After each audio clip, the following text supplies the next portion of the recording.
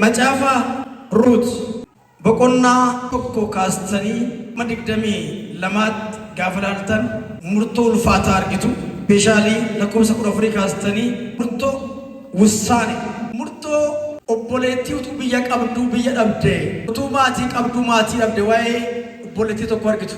ትልቅ የውሳኔ ስፍራ ነው። ምዕራፍ 1 ባል ከሞተባት በኋላ ገባም መና ጀላ ዱኤ ኢጆሌ እንቀብዱ አባም መና ዱኤራ ቢዮርማት ገሉዳፍ ሙርቶ ፍረት በርቲንኩን ሩቴራምት ቤት ኢጆሌ ኑአሚን ቢያ ሙአቢት እኔ ጋፈ ፉዳኒ ለመንጀራዩ ዱበርቶታ ሳኒራ እንዱወኒ የሮ መኔራ ዱወኒ አባም መኖ ትጋፈ ዱወን ኑአሚን ጋፊ ከና ጋፈት ጋፊ ሸን ጋፈቱ አነመስ የጽ ኢጆሌ ስኒላዱ እንቀብ ነመባ መናስ ሊተው እንቀብ ከነድዋ ሞሚት ኡቱማንዩሞ ሲያች ኡልፈታዬ ሙጫ ጎረደ እንደንዳ መልቱታዬ ሙጫ ጎረደ አመን ነመጉዳቴ ፉዳገውት ታው እንደንደሰን አባ መናኮ ዋሌር ኢጆሌ ኮ ዋሌር አናኩ ያገዳት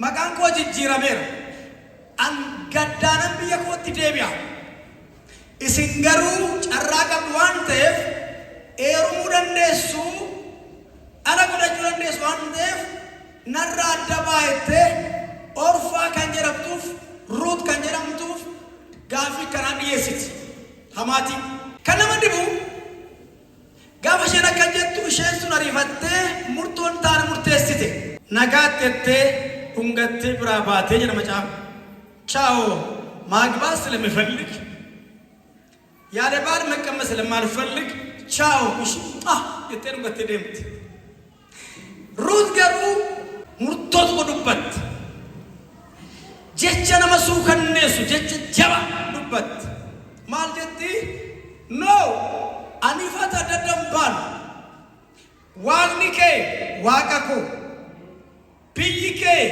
ቢያኮ ፍርኬ ፍረኮ አናፍሲን ዱዋት አዳደኑ ባሰማይ ደደምባኖት ከነመድቡ ኑአሚን ጋፈፉ ተደም ቱገረብየሽት ኑአሚን ይባብየዳ ሩቲ ቢየምት ኑአሚን ከጀዳ ደምቲ ኢሪያ ቤኩ ብራጋፈ ጌሱ ኢሼኩ ኑአሚን ያሞ ኑአሚን ይምተናል ኖ ኑአሚን ናን እንጀዲና ማራና እንጀዳ ኩቱማም በየን ሰልበዴ ዱፌ ዱፍናም በየን ሰልበዴ ዱፌ ዋቀዩ ጅሬኛ ቆዴሴራ አንሲያች ጋቲን ቀቡ ኢዶ ከኔሳጥነን ላሪና ጀትሪያሽቲ ኢሼኩ ገሩ ነመዱስ ይቀብቱ ነምሼቤ ኩንጁ ለምኬሰ ጅርቱ ፍረግዱ ጅርቱ ቦዴ ሺዴብት ከነመድቡ በቆና ለመረት ጋፈ ጀልቀብደን አከጀና በቆና ለማ ተቆቃሰ ከጀና ለኑአሚን ባል የሚዛመድ አበምሌክ ወገን የሆነ አያል ሰው ስሙ ቦአዝ የተባለ ሰው ነበር። ሞዓቢቱም ሩትን ኑአሚንን በፊቱ ሞገስ የሚያገኘውን ተከትዬ ይልቅ እንዲቃርመው ወደ እርሻ ልሂድ አለቻት። እርሷም ልጄ ሆይ ሂጂ አለቻት። ሄደች። ከአጫጆቹም በኋላ በእርሻ ውስጥ ቃረመች። እንደ አጋጣሚውም የአበምሌክ ወገን ወደ ነበረው ወደ ቦአዝ እርሻ ደረሰች። እነሆም ቦአዝ ከቤተልሔም መጣ። አጫጆችንም እግዚአብሔር ከእናንተ ጋር ይሁን አላቸው። እነርሱም እግዚአብሔር ይባርክ ብሎ መለሱለት። ቦአዝም በአጫጆቹ ላይ አዛዥ የነበረው ሎሌውን ይቺ ቆንጆ የማን ናት አለው። የአጫጆቹ አዛዥ እቺማ ከሞዓብ ምድር ከኑአሚን ጋር የመጣች የሞዓቢቱ ቆንጆ ናት። እርሷ ከአጫጆቹ በኋላ ነዶ መካከል እንዲቃርምና እንዲለቅም እባክህ ፍቀድልኝ አለች። መጣች። ከማለዳ ጀምራ እስካሁን ድረስ ቆይታለች። በቤትም ጥቂት ጊዜ እንኳን አላረፈችም አለው ይላል። ሀራ ጉያ ዴራ ደምቴታ አረገነማ ካሴ ጉያ አዳት ሲባሰዋኪሽ ደፋ ሸማ ቀበዳ ሀራ ጅሬኛ ቀርሜቱ ሙረቴ ኬሳ ባት ማሲኡል ፍናቶ ኮቲባታ መቃ ኢየሱስ ናኡሚን ለሚ አባ መናሸቲ ሼቲ ከንተ aantii tokko qabdi turte. Inni qomoo Elimelek keessaa nama guddaaf jabaa tokko ture. Maqaan isaas Bo'eez jedhama. Gaaf tokko Ruut isheen biyya Mo'aab Naa'omiin ka'een lafa maasiin jiru dhaqee abbaa faana Naatole biraa qarmii bu'adha jette. Amaatiin ishees dhaqe intala koo jetteen. Ruut kan irratti baatee gara maasii tokko dhaqxe. Warra midhaan haaman biraa qarmii bu'attee akkuma ayyaana ishee immoo maasiin sun hirmaata Bo'eez isa qomoo Elimelek sana ta'ee argame. Koy. Ilaalaa gaa amma jireenya qarmiiti. Qarmii jechuun maalidha? Wudaaqii ምንም የሌለው ከተገኘ ተብሎ የሚሞክር ነው። harca yoo jiraate qarmii funaannadha biyya kana keessa qarmiin hin jiru jetteetu yoo waamini gaafa gaafattu aki kan daloo koo yoo qarmii funaante edana nyaannee bullaa funaani ufidi nyaannee bullaa qarmii nyaannee bullaa jettee ergite. Dubartiin kun naannoftee qarmii funaanti maasiin qabdu biyyan qabdu kan wasiilaan jettu kan eessumaan jettu barii qarmii funaanti. Qarmii funaantee ittiin bulti qammastee bulti adaraan hordofaa ergaarra. Qarmii funaantee ittiin jiraatti ija guuttee nyaattu ija guuttee deemtu ija guuttee uffattu jireenya qarmiiti. Hergaan nutti dhufa har'a ganama hiriyaa kees kan leeyyaate lammis kan leeyyaate abbaa faadha kees kan leeyyaate jireenyi kee jireenya qarmii ta'e harki butee si baasu dhufeera. Harki butee si baasu dhufeera. Kan nama dhibu utuma funaantee ganama galgala jaartiitti gashiti. Jaartiin borkaa futee nyaatti humna hin qabdu jilba hin qabdu bifa hin qabdu dulloomteetti dadhabdeetti abbaa manaa hin qabdu ilma xooru hin qabdu qarmii funaanti. Funaanaa qarmiitti laattiruuti.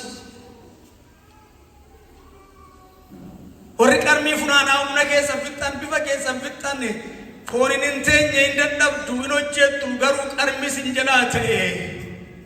Akka namaa xaartanii qarmii keessatti baay'ate utuu funaantanuu ija guutuu dadhabdan ija namaas guutuu dadhabdan ija riyyaas guutuu dadhabdan ofiis qabbaneeffachuu dadhabdan ergaa baadhee murra kee dhaabbadhe waaqoo keessaa si baasa. Jireenyi qarmii ulfaataa ijoollummaa kootti qarmii boqqollootiif qarmii baaqelaa funaannadheen beekaan. Mee warri beektan qarmii funaannattanii warri beektan. Qarmii jechuun yoo abbaan maasiif hingata dhiisee darbe irraanfatee darbe irrajjatee darbe cabaa yoo lafa argattira malee waan namiti. Hin dadhabaa oolte qarmii funaanuun dadhabbiidha. Qarmii funaanuun guyyaa guutuu dadhabaa oolte maasii waliin geessee utuun boqotiin oolte harka duwwaas galuu dandeessa. Akka carraa bututaa yoo argatte tortoraa yoo argatte fuutee galta malee inni waan naan abbaadhaaf galeera. Jireenyi qarmii rakkisaa. Har'a jireenyi qarmii kasritti baay'ate barattanii jireenyi qarmii kan ta'e nagaddanii jireenyi qarmii kan ta'e fayyaan keessan qarmii kan ta'e foon qabeessa dhaabee inni dubbatu waaqni macaarra ganama baasaan beeku kan keeti yoo ta'e fudhadhu qarmii kana keessaa hin baata. Si baasa Waaqayyo. Warra amantan si baasa Waaqayyo. Anan bara ergaa kana dubbachuu malee abbaa ergaa fudharra bu'uun beeku waaqa abbaa dubbatuuf qaba abbaa keessaa baasuu qaba. Qarmii hafuuraa keessaas qarmii foonii keessaas baatee galtaara.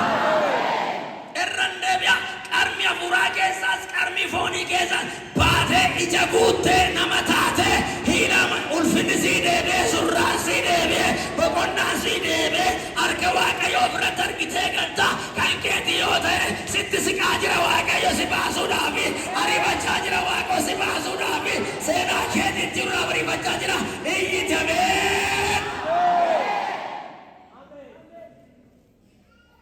ስጋዊ ብቻ አይደለም ቀርሚያ መንፈሳዊ ቀርሚያ ሞልቷል በዘመናችን። ሰዎች ያገለግላሉ፣ አገልግሎታቸው ቀርሚያ ነው።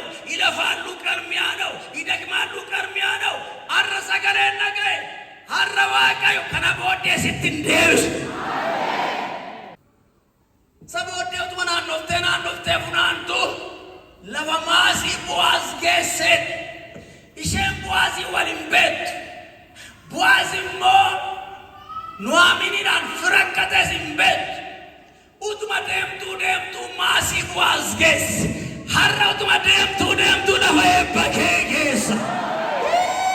Utuma deemtuu utuma waaqeffattu utuma waldaa dhuftu har'a nama waaqoo jedhee naayina ammaa kaase ettuun dubbii dubbachaa jiru hin geessarraa kaase.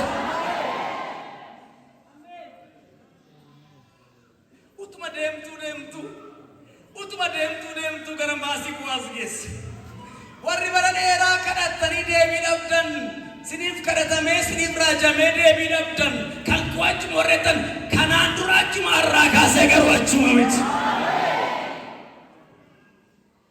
Nalagaa warra dhageessan qarmii jireenya qarmii keessaa jireenya qarmii ta'e hojii qarmii ta'e kan humna kee duwwaa nyaate guyyaa humna kee nyaate guyyaa bara kee nyaate sekendii nama dubbachaa jiru kanaa kaasee harki tokko si baasu bariifataa jira harki tokko si kaasu bariifachaa jira harki tokko si qaba si gargaara si jedhaa jira harki tokko lafa oluudhaata si baasa si jedhaa jira barraafaa jiraata ooma sirkatti arguu jalqaba fira sirkatti arguu jalqaba isa bakkoo isanii hoosirratti arguu jalqaba irraa bara galaasa manni kee irraa bara galaasa jireenyi kee irraa bara galaasa gaa'inni kee irraa bara manni irraa bara akka kee ol kaasi irraa bara.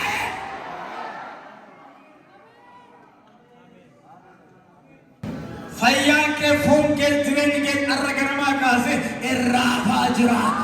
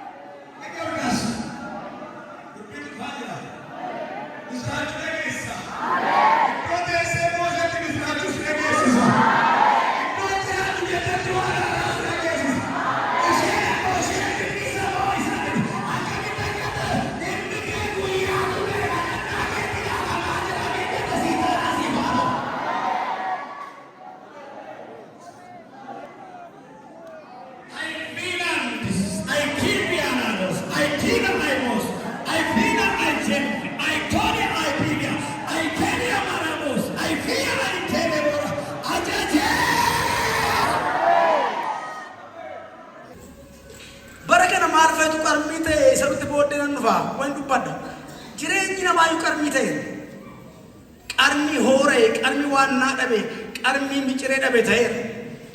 Kadhachuu barbaada namni danda'in kadhatu. Jaallachuu yaale danda'in jaallatu.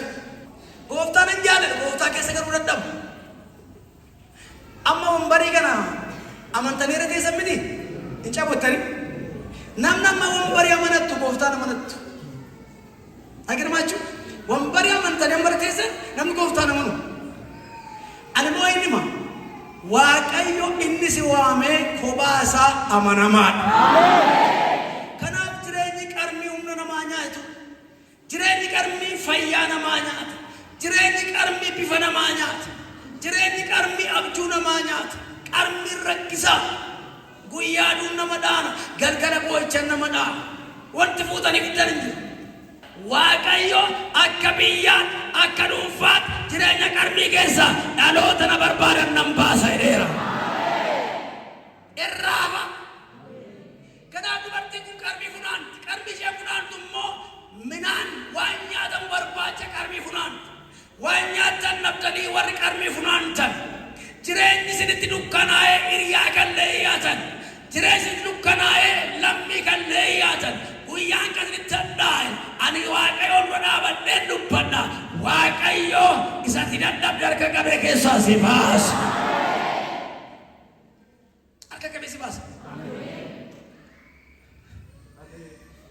Fakkaatu jamma gaafa dubbatamu isaa ta'u argitee galteeffatta. Waaqayyo sagalee isaa ergaa isumaan hojii hojjeta.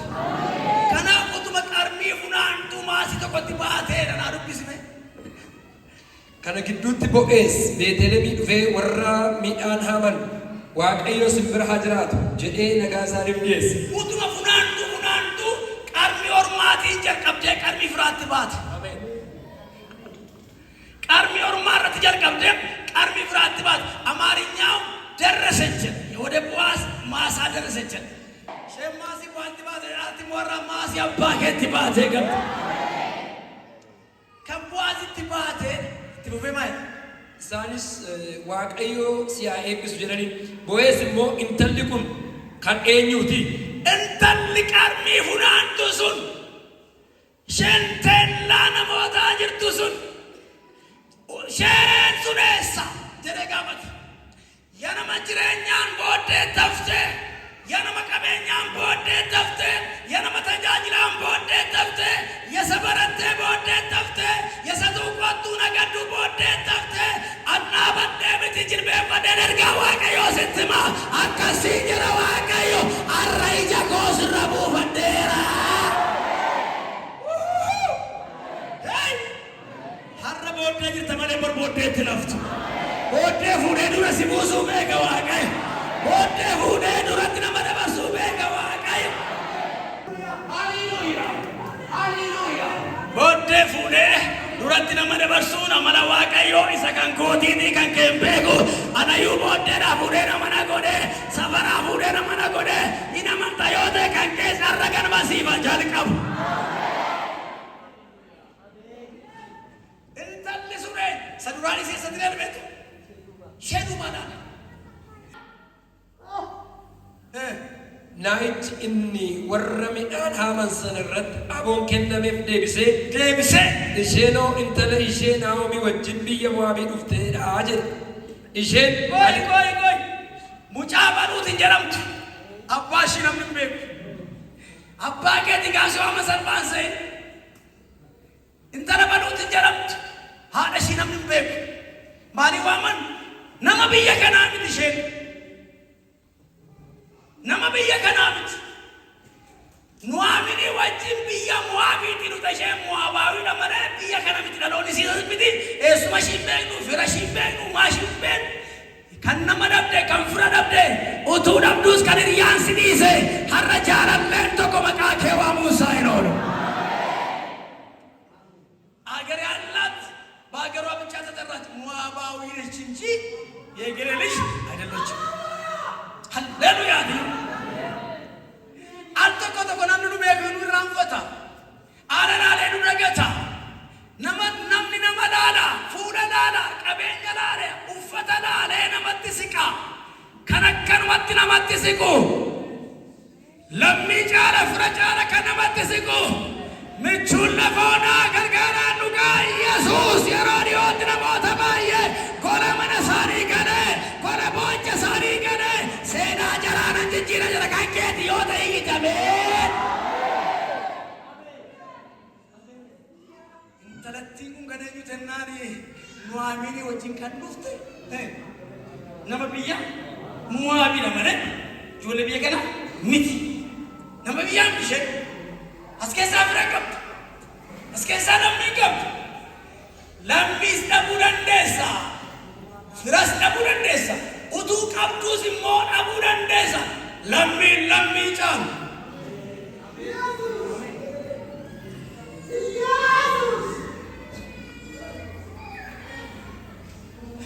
firri fira caalu warra ergaan kun keessa duwwaa ta'e dhaggeeffadhaa asinitti himaa hiriyyaan sidiisa firri sidiisa lammii sidiisa utuu beekuu si wallaala hin argine jedhatu arguu hin dhagee jedhatu dhaga'uu hin beeku jedhatu beekuu lafa gatamanii nama kaasuun amala isaa kan ta'e maqaaraa namatti bokkaasuun seenaa namaa jechuun amala isaa kan ta'e warra midhaan ilaala adaraa nanaan madda jenne adaraa qarmi ankoo iddoo qarmiiti istaandardiin koo sadarkaan koo qarmi funaanuma malee waan naatti darbuu hin danda'u inuma dabartaadha inuma dabartaadha qarmi dhiistee gara ulfinaatti inuma dabarta adaraa jettee kanatti maal jettee gaafatti qarmiin funaanadha jettee na kadhatte barati booddee namaa deemtee gungumaa deemtu Waaqayyoon jijjiira har'a kaasee harki Waaqayyoo fuula keetti darbeera jettee kadhatte isa dhuftees ganamaa jalqabee hamma ammaatti utuu hin taa'in reefuu xinnoo ishee aara galfatti jedhe amma ammaatti ganamaa kaastee hin boqonne hin boqotta irraa kaasee amanteetaa hin qalbii keessa kumni kun lamaaf jaarraa kaasee kan dabalaa qarmiin ta'e ammoo naatti hin boqonne reef xinnoodha xinnoo reef aara galfatti xinnish ganaa irriflitti namtiin iskaam keetuwaa jemmira mini alarrafachu duuka faana deemu dubartitti kana boo'eessi yommus ruutiin mee dhaggeeffadhu intala koo qarmii bu'achuudhaaf gara maasii biraa dhaquu sin barbaachisu asii na deemin dubartoota maasii koo keessaa hojjetan biraa sin hafin maasii isaanii keessaa midhaan amma ijaan qabu isaan duukaa dhaqe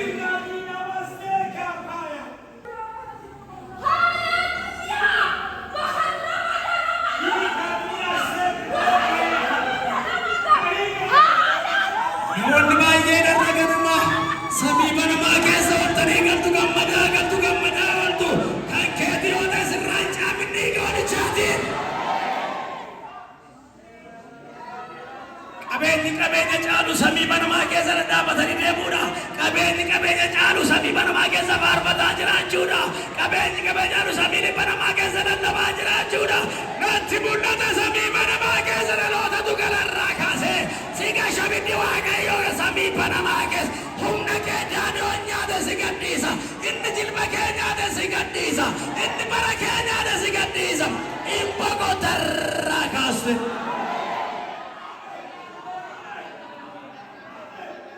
kanaaf bu'aasi intalo jara kana dhiisee jitti waame intalo dhageessa qarmii keessaa bu'uudhaaf inni jalqabaa too garaa qabaachuudha ilamaffaa dhaga'uu danda'u መስማት ሰዎች ሲወስኑ እግዚአብሔር ከሰማይ ይወስናል ችግራችን ውሳኔያችን ጋር ሙርቶሼ ሙርቴን ፈተ Waaqayyo ilaale raaf biyyi kee biyya koo firri kee fira koo jedhu murtoo si ilaale raaf Waaqayyo warri murteeffatan ammas raajin raaja warri nagaa ulfratti darba gara Waaqayyo argama isaatan darbatan akka murteeffatan siniif haa ta'u waan aduu kaniitiin rakkattuu sin ajjeesi Waaqayyo guyyaa tokko taatu ija keessii babanu Waaqayyo asii na deemin dubartoota maasii koo keessaa hojjetan biraa sin hafin dubartoota maasii koo hojjetan biraa sin hafin maasii isaan keessaa midhaan haaman ijaan qabi qarmii raayya kee kaasi iddoo isaan haaman isa waannaa ilaali addunyaatti of ilaalti ta'u argita utuu duutoo yoo argite hin duutu utuu iyyoomtoo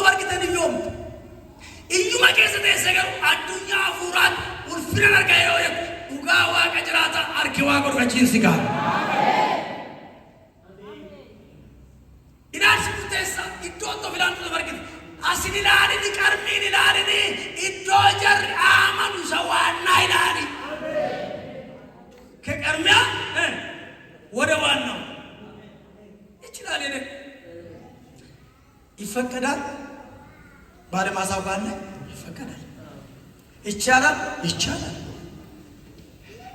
ሰቦዴ ቀርሚ ዲስቴት ይሁን ግዱ ቀርጥነት ይዱናንጋ ነሙራ ነናማይት ይዶ አብደት ይዶ ሲከነዋቅሽ Iddoo jaguutu namticha si bulchisa waaqesha.